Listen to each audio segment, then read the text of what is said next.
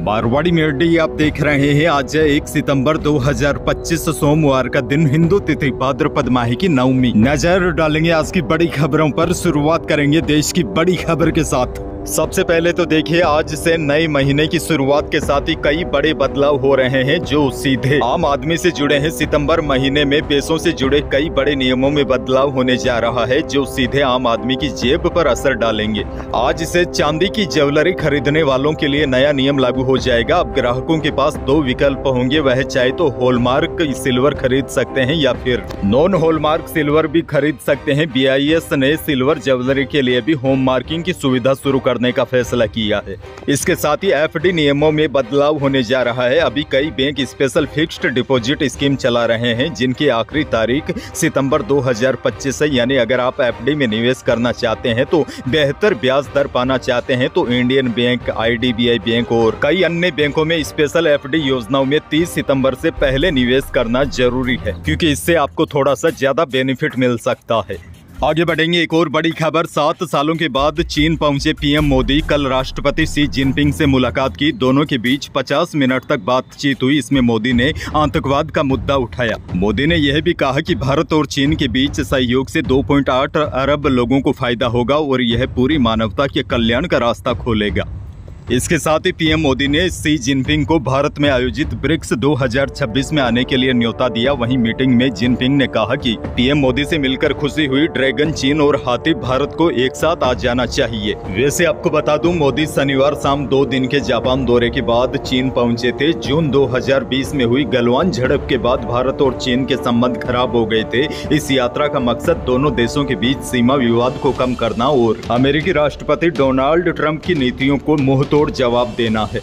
बहरहाल आगे बढ़ जाते हैं। राजस्थान से बड़ी खबर। रविवार को अहम मंत्रिपरिषद की बैठक हुई। इसमें आम जनता से जुड़े कई बड़े फैसले लिए गए। इस बैठक के बाद सरकार ने बताया, राजस्थान सेवा नियमों में परिवर्तन किया गया। इसमें कार्मिकों को पदोन्नति का लाभ मिलेगा। सीवरेज अपशिष्ट जल 2016 की नीति में परिवर्तन किया गया है। इससे सीवरेज जल को पुनः उपयोग में लिया जाएगा। नमामि गंगे नियम में भी संशोधित किया गया है।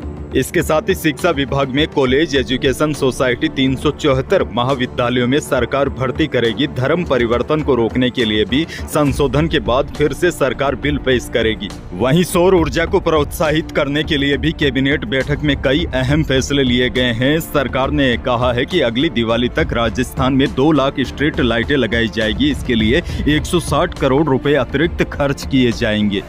आगे बढ़ेंगे, बड़ी खबर। रविवार को हुई कैबिनेट की बैठक में सबसे बड़ा फैसला यह लिया गया है। कैबिनेट ने PM सूर्य घर 150 यूनिट निःशुल्क बिजली योजना को मंजूरी दी है। इसकी घोषणा राज्य सरकार ने बजट में की थी। योजना के तहत अब मुख्यमंत्री फ्री बिजली योजना के रजिस्टर्ड लाभार्थियों को सौर ऊर्जा से जोड़कर 100 की जगह 150 यूनिट बिजली फ्री दी जाएगी। हालांकि इसके लिए पहले सरकार 150 यूनिट से कम उपभोग वाले करीब 11 लाख उपभोक्ताओं के घरों पर 1.1 किलोवाट क्षमता का निःशुल्क सोलर पैनल लगवाएगी। वहीं दूसरी कैटेगरी में ऐसे रजिस्टर्ड शेष उपभोक्ता जिनके रूफटॉप प्लांट लगाने के लिए छत उपलब्ध नहीं है, उनके लिए डिस्कॉम सामुदायिक सोलर प्लांट लगाएंगे।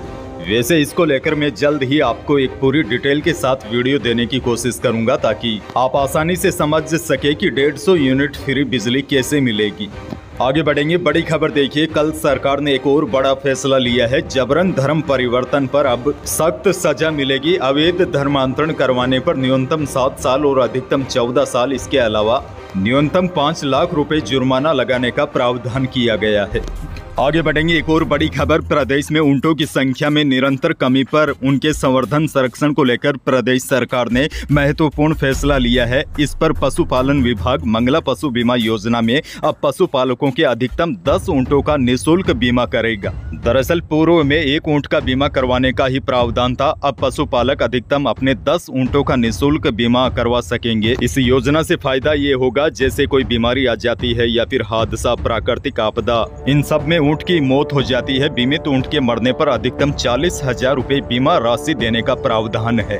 एक और बड़ी खबर, राजस्थान में सब इंस्पेक्टर भर्ती परीक्षा रद्द को लेकर मचा घमासान थमने का नाम नहीं ले रहा है। कोर्ट के आदेश और सरकार की स्थिति पर सवाल उठ रहे हैं। पूर्व मुख्यमंत्री अशोक गहलोत ने जैसलमेर में मीडिया से बातचीत करते हुए राज्य सरकार के रुख पर सवाल उठाए और कहा कि अभ्यर्थियों को भ्रम की स्थिति में नहीं रखा जाना चाहिए। गहलोत ने कहा कि कोर्ट की तरफ से भर्ती रद्द होने की बात सामने आ रही है, लेकिन सरकार लगातार असमंजस में दिख रही है। कभी सरकार कहती है परीक्षा रद्द होनी चाहिए, कभी कहती है नहीं होनी चाहिए। आखिर सरकार चाहती क्या है? गहलोत बोले, दोषियों को सजा मिले इसमें कोई संदेह नहीं, लेकिन निर्दोष अभ्यर्थियों को बार बार परेशान करना उचित नहीं है। अच्छा देखिए, यहाँ पर मैं आपको बता दूं, सब इंस्पेक्टर भर्ती परीक्षा रद्द की गई है। सिस्टम ने माना था कि गड़बड़ी थी, लेकिन अब सवाल ये है, जो बच्चे सही थे, ईमानदारी से नौकरी लगे थे, दिन रात मेहनत की थी, उनका क्या होगा? एक और बड़ी खबर, राजस्थान की डिप्टी सीएम दिया कुमारी जैसलमेर जिले के तनोट क्षेत्र के विशेष दौरे पर पहुंची। उन्होंने तनोट माता मंदिर में दर्शन कर प्रदेशवासियों की सुख समृद्धि और देश की सुरक्षा की मंगल कामना की। उप मुख्यमंत्री दिया कुमारी ने भारत पाक सीमा का भी दौरा किया। इस दौरान विक्ट्री पिलर पर श्रद्धांजलि देते हुए बॉर्डर पर जवानों से संवाद किया। आगे बढ़ेंगे, एक और बड़ी और काम की खबर, उत्तर रेलवे के जम्मू मंडल में लगातार हो रही भारी बारिश से रेल यातायात चौथे दिन भी प्रभावित रहा। कठुआ माधोपुर पंजाब स्टेशनों के बीच ब्रिज संख्या 17 पर तकनीकी समस्या के कारण ट्रेनों का संचालन बाधित है। इस वजह से सोमवार यानी कि आज 1 सितंबर को भी अजमेर जम्मू तवी सहित 10 ट्रेनें रद्द रहेगी। इनमें राजस्थान से सीधी कनेक्टिविटी वाली अजमेर जम्मू तवी, बाड़मेर जम्मू तवी और भगत की कोठी जम्मू तवी जैसी ट्रेनें शामिल है। जोधपुर से बड़ी खबर है, कमिश्नर ओम प्रकाश ने एक आदेश जारी कर बिना अनुमति के कमिश्नरेट क्षेत्र में ड्रोन उड़ाने पर पाबंदी लगा दी है। यह आदेश आज से लागू होगा। आदेश में कहा गया है कि जोधपुर कमिश्नरेट के क्षेत्रों में विभिन्न कार्यक्रमों में ड्रोन का उपयोग काफी बढ़ चुका है। हाल ही में देश में घटित अवांछनीय घटनाओं में भी ड्रोन का उपयोग किया गया है। ऐसे में बिना अनुमति के कमिश्नरेट क्षेत्र में ड्रोन उड़ाने पर पाबंदी लगा दी गई है।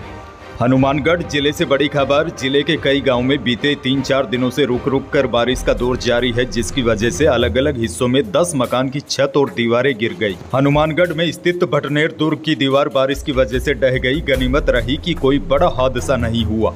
अच्छा देखिए, मौसम को लेकर भी बड़ी अपडेट आपको दे दूं। प्रदेश में लगातार बारिश के कारण नदी नाले उफान पर है। जयपुर, हनुमानगढ़, श्रीगंगानगर, सवाई माधोपुर, दौसा समेत कई जिलों में रविवार को बारिश हुई। झालावाड़, जालोर, करौली, सीकर, अलवर समेत कई जिलों में 5 इंच तक पानी बरसा। हनुमानगढ़ में बाढ़ की आशंका के कारण हेल्थ डिपार्टमेंट और अन्य विभागों के कर्मचारियों की छुट्टियां कैंसिल कर दी है। अब देखिए, मौसम को लेकर बड़ी जानकारी यह है, मौसम विभाग ने सितंबर में भी सामान्य से अधिक बारिश होने का पूर्वानुमान जारी किया है। वहीं सितंबर के पहले सप्ताह में राजस्थान के अधिकांश भागों में मॉनसून एक्टिव रहने की संभावना जताई गई है। खासकर पूर्वी राजस्थान के अलवर, भरतपुर, झुंझुनू, सीकर, जयपुर में ज्यादा बारिश होने का अनुमान है। वैसे मौसम विभाग ने आज नागौर, सीकर, झुंझुनू, अजमेर, जयपुर, अलवर, दौसा, अजमेर, टोंक, भीलवाड़ा, भरतपुर, धौलपुर, करौली, सवाई माधोपुर समेत पूर्वी राजस्थान के अधिकांश भागों में बारिश की संभावना जताई है।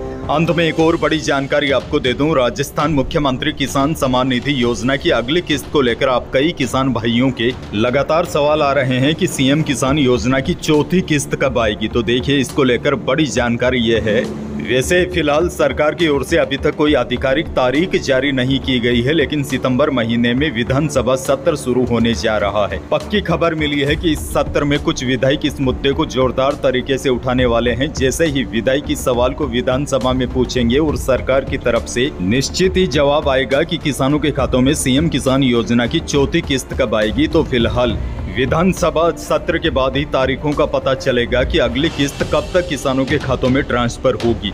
बाकी इसको लेकर मैं आपको समय समय पर अपडेट करता रहूंगा।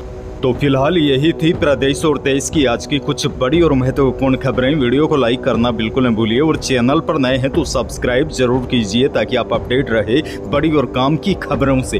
धन्यवाद।